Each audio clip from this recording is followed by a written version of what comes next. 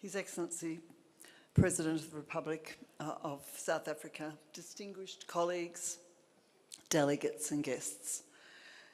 It's really delightful to be here with you at this regional conference of our African region. I'm honoured today and especially pleased that we are all here together in person for the first time in 4 years since the pandemic. Our purpose these few days is to engage in dialogue, to reflect and learn from each other, and to plan ways to encourage our members to play an active role in transforming education across Africa. That is a great ambition, and colleagues, I'm here to tell you that you are not alone, far from it.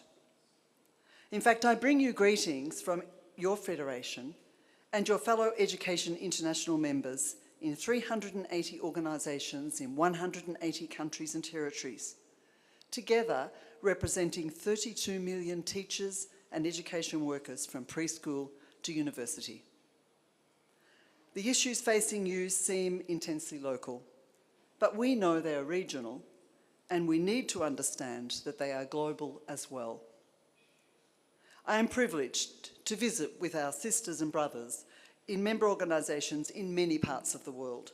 And I can tell you that we are all dealing with issues like inadequate investment in education, growing privatisation, infringement of the rights of teachers, the increasing casualisation of the profession, issues of pay, pension and social security, and existential threats to civil society, the public sector, to democracy, and because of climate change, threats to the very lands that we live on. The worst of COVID may be over, but a different and more chronic sort of emergency does linger. That is the crisis of the public sector, the ability of governments to maintain and advance the common good, and the capacity of people to hold their governments accountable. And it's certainly not news to you that the fundamental needs of the people are declining. We still don't know how many thousands of Libyans perished in the September floods, but we have been told by the World Meteorological Association that most of the loss of life could have been prevented if the nation had a functioning weather agency. I know this conference is strongly focused on building local and regional capacity, urging African governments to invest in education, educators, infrastructure, teaching and learning resources, in line with United Nations benchmarks of at least 6% of GDP and or 20% of the national budget. Globally, education system resources have fallen in 65% of low and middle income countries and 33% of upper, middle and high income countries since the start of the pandemic. Within the United Nations Sustainable Development Goals, Goal 4 was clearly set to ensure inclusive and equitable quality education and promoting lifelong learning opportunities for all. Clearly set, but as we know, clearly not met. This challenge is especially great in the sub-Saharan Africa, where the equivalent of some $90 billion are needed to meet the needs that will be required by 2030. Nearly 11 million are secondary education teachers that will be needed in sub-Saharan Africa alone. Millions of the most vulnerable children and young people don't have learning opportunities because of inadequate environments, untrained teachers, and a lack of education resources. And girls are disproportionately affected. They have historically been the last in their families to be allowed access to schools, the first to be forced to leave schools in times of crisis, and the hardest to get back to school when that option is again available. One reason is debt. In July, the UN reported that some 3.3 billion people, almost half of humanity, live in countries that spend more on debt interest payments than on education or health. Across this continent, debt to GDP levels are higher than they've been in 20 years. And too often, as a condition of borrowing from global development authorities or national lenders, states are required to starve the public sector including defunding education, health and other public services, and blocking teacher recruitment and salaries. As the EI Executive Board learned last week from an excellent report by our Regional Director, Dennis Dignolo, many African countries suffer the impact of neoliberal policies and the conditionalities of the IMF and the World Bank.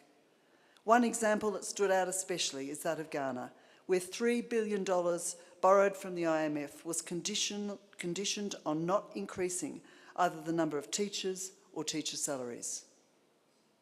So where is the money? Again, colleagues, that will not be news to you.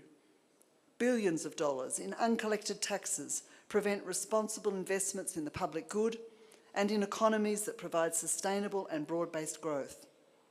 On a global scale, Action Aid tells us that the estimated annual revenue losses due to multinational corporation tax manipulation is about $600 billion in US dollars. Large corporations and wealthy individuals are leveraging the financial system for speculation and short-term profit-making while raising prices, hiding assets, and undermining state revenue collection.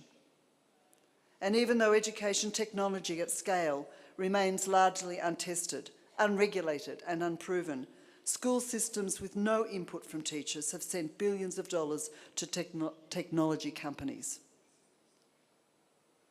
By the way, we are starting to get the full picture behind the Bridge, New Globe, so-called schools operating primarily in Africa, and how money has been spent from the World Bank, foundations associated with Bill Gates and Mark Zuckerberg, and US venture capitalists. The bank has funded these schools for a decade and now stands accused of covering up child sex abuse, conspiring with the company founders to hide this abuse, quash investigations, and punish whistleblowers. I promise you that we will not let these children and this story be forgotten. There is no lack of resources to fund public education, but a lack of political will to make education the well-supported teacher in a quality learning environment. Last September, the United Nations faced these facts and elevated education as a top global priority, focused on critical shortages of qualified teachers and funding for education systems. And for the first time ever, a UN high-level panel examined the role of teachers and the supports we need to do our work, including addressing the global teacher shortage, elevating teacher professionalism, and the importance of funding. Colleagues, this was a breakthrough.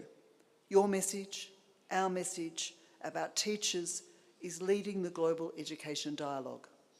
That they must be supported, valued, and paid their worth, with workloads and working conditions that support mental and physical well-being, negotiated salaries competitive with those in comparable professions, and an end to insecure, precarious contract employment. The practice of employing unqualified staff to teach must end. I was pleased to be joined on the panel by the Republic of South Africa in the person of their Minister of Education, who stood fast with teachers in focusing the recommendations on that which matters most.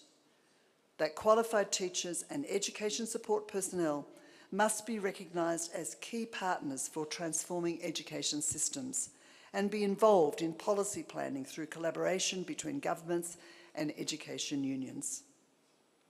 Mr. President, we are pleased you have joined us this morning and hope that you will become a champion of realising these recommendations here and across Africa through the African Union, noting that 2024 is the year of education. And perhaps you would even consider hosting an African launch here in South Africa early next year. Our goal is nothing short of a new social contract that connects the crisis in funding to the sustainable world we want to create. Colleagues, we talk about sustainability, as in the Sustainable Development Goals, with a certain degree of reverence, as more of a distant hope than a practical future.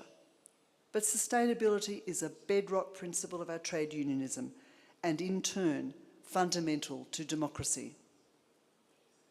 There is a reason that dictators and autocrats target trade unionists for oppression and violence.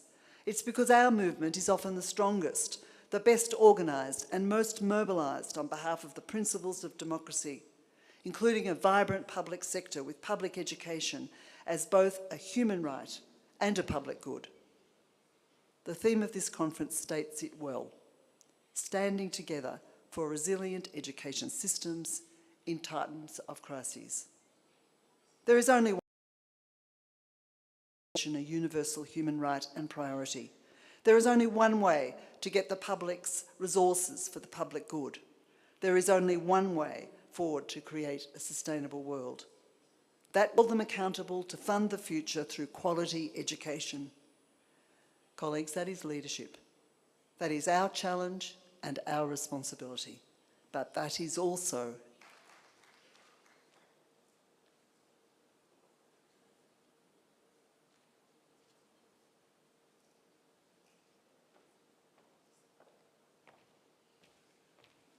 to the climax of this afternoon's program.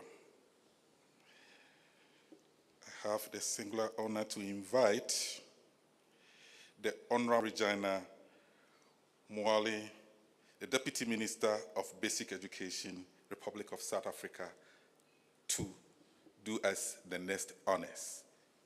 Please. Program Director, thank you very much for this opportunity that is given to us. Greetings to the President of the Republic of South Africa, His Excellency, National African Region Chairperson, Dr. Christian Adipok, Education International Africa Director, Dr. Dennis Signolo, the honorable distinguished delegates across the continent and beyond, esteemed educators, ladies and gentlemen, good morning.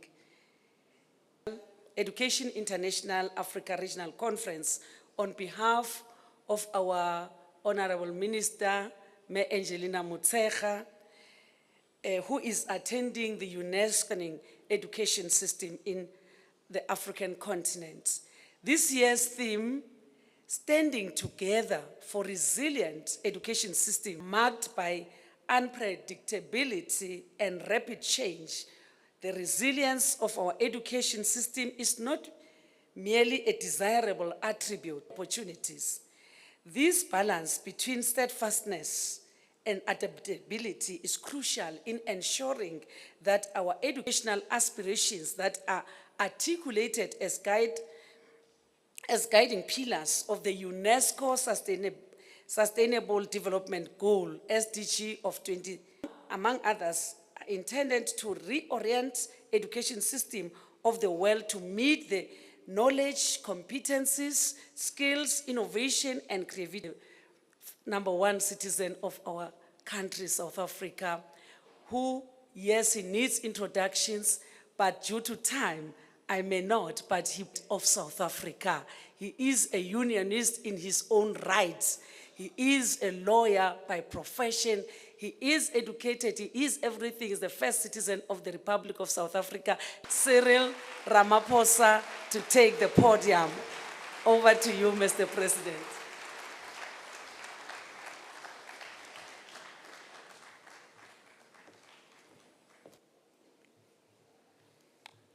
It's a joy to be attending this conference, and I extend my greetings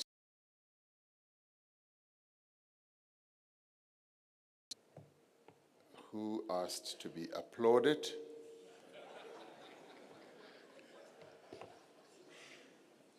And I join those who applauded you with my special greeting, Mr. Chilwane,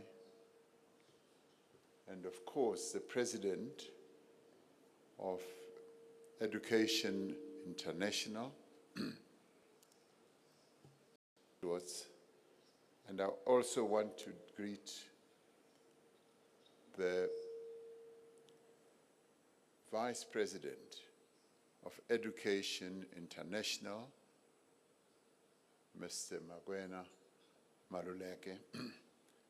I also greet members and the leaders of the 5 trade unions in our own country here who are steeped in education. I extend my greetings to you all and live in the hope that the rallying call that we made when some of us were in the trade union movement, that we should have one industry, one union, one country, one federation, will one day come true. It's wonderful to have all the 5 strong trade. Live in hope that one day you will all unite and be one union. And I say so advisedly, President Hogwood, because as I stand here, I'm the employer to all those 5 unions and their members. And I really prefer to negotiate with one union.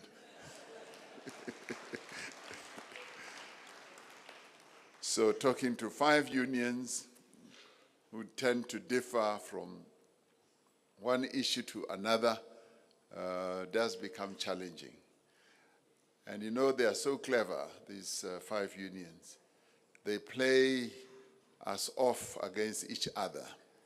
So you move from one caucus room to the next caucus room, and they are all sort of committed to the same objective, but they come from different angles.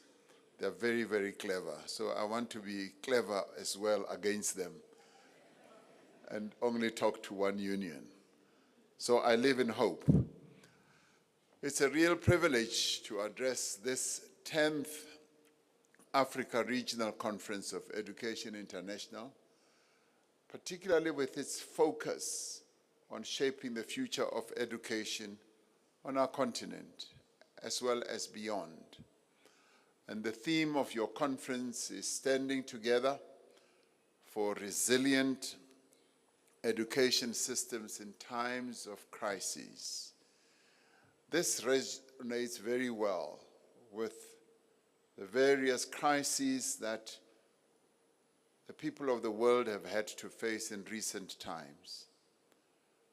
Of course, the one that stands out that has been very globular is COVID-19, but beyond that, there are quite a number of other regional crises. Maybe to be a bit historical, in our case as South Africa, we started off with having to unite and working together to face a crisis in education, which was given rise to by the evil apartheid system. There had to be unity, and the unity also education system. And they triumphed and succeeded in installing a much better education system. And 6.6% of our GDP is spent on education, and overall almost 9% to education. So it is very high in terms of attention and expenditure of money in trying to resolve the current situation, the past, and the future. So dedication to education is quite strong in our government system. But we're also having to face other crises, and this is where your theme also rings so true. In many parts of the world, on our own continent, the political instability with which the chair referred to also requires resilience, as coups are taking place in various parts of our continent. Right now, there are wars that are raging in Ukraine and Russia. There's also a terrible war that is raging in the Middle East that is in the process of destroying the lives of innocent people. So these are crises that the education system has to respond to, and crises that education system needs to be resilient in terms of addressing. So I'm rather glad that your deliberations today are going to be rooted on how you can all make the education system, all of us, can make it resilient to be able to withstand all these crises. Some of them have to do with climate change, some with wars, some with terrible incidents like fires and floods that disrupt people's lives.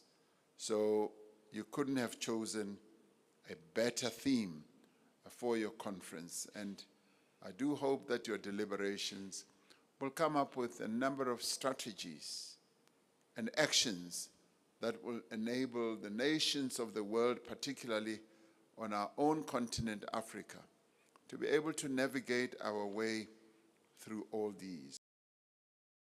Our own country is one of resilience, where communities have united in pursuit of a common cause. And indeed, we find that that tends to be the case in many parts of the world. This is a phenomenon that we saw during COVID, as COVID swept across the globe, and it brought a crisis of unprecedented scale. And as this crisis unfolded, we saw its impact not only on the livelihoods of the people of the world from a health point of view, an economic point of view, but we also saw it having a huge negative impact on education.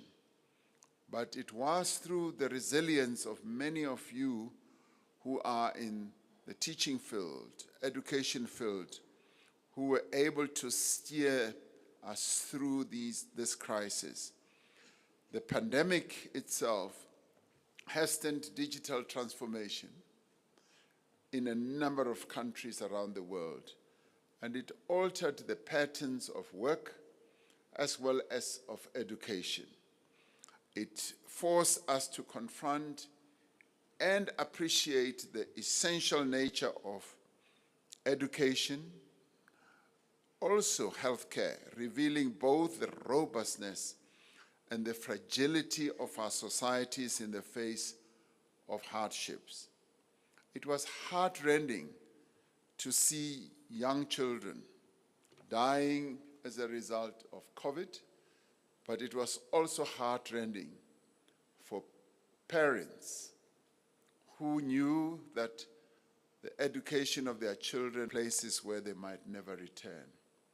So the pandemic was not just a crisis of health, but also of education. It underscored the digital divide becoming more and more pronounced. Children in much better working economies were able to find, while some learners adapted swiftly to online learning, others, particularly those from disadvantaged backgrounds, experienced great challenges, and our continent can bear great testimony to this.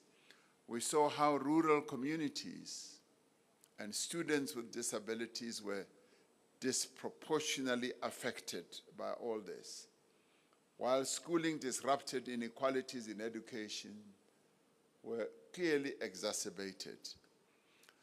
Now, as we navigated these turbulent waters, the world was confronted with political upheavals as well as conflicts, as I said earlier. Now, these crises further strained what I would call our in the world, denying many children their fundamental right to education.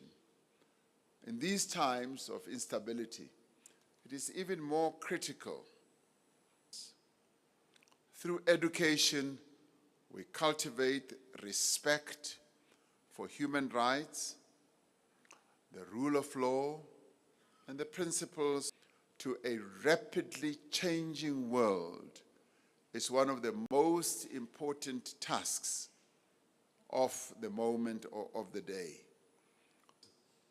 Teacher unions, civil society organizations, and it includes even our own minister, Angie Mutsecha, who has participated actively in this. It underscores the importance of educators' voices in finding solutions to educational challenges. And we are very pleased that we have trade unions that are vocal, that are active in our own space here. Educators play a fundamental and irreplaceable role in shaping our societies, and their insights are invaluable in our quest for sustainable solutions. A curriculum reform that should respond to the changing world of work is another very important task. Grades are right at the beginning to grade 9. Now, this initiative is part of our broader strategy with the digital skills that are necessary to thrive in a fast-paced world. Another important area for many countries on our continent would be to deal with another crisis that is age-old, that many of our countries were plunged into by force, I would say, colonialization. The impact of colonialization in many countries on our continent had a huge negative impact. And the whole process of decolonization of education has become increasingly important. Now, many learners and students have taken up the cudgels to ensure that we decolonize our education systems. And we and you all as educators. Now, your discussions at this conference focusing on tackling important issues such as racism, decolonizing trade union rights, could not be more timely. The project of decolonizing education in Africa is not just a matter of academic interest.